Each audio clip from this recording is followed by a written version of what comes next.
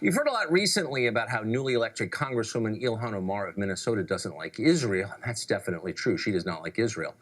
But you've heard next to nothing about how Omar doesn't like this country. Omar dislikes Israel probably more than she dislikes Israel. This doesn't seem to bother anybody. It should. Here's what Omar recently told Vogue Arabia in an interview. She described living in the United States as, quote, an everyday assault. America is so racist and hateful, she says, that she feels, quote, threatened, demonized, and vilified every day. It's difficult for her even to go to work. In many ways, things were easier growing up in a refugee camp in Kenya, she says. Quote, when you're a kid and you're raised in an all-black, all-Muslim environment, nobody really talks to you about your identity. You just are. There is freedom in knowing that you are accepted as your full self, unquote. That freedom, Omar says, doesn't exist in America.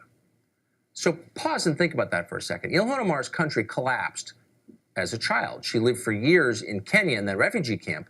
She may have died there without outside help, but help came from where? From here, America.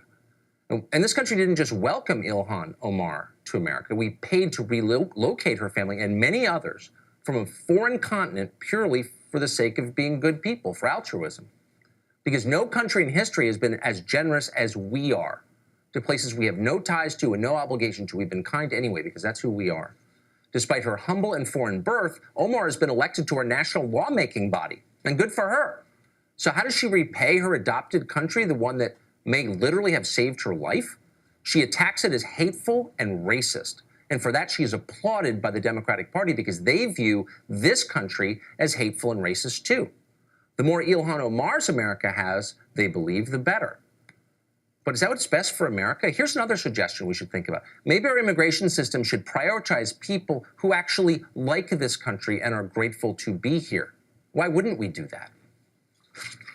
Well, in just a few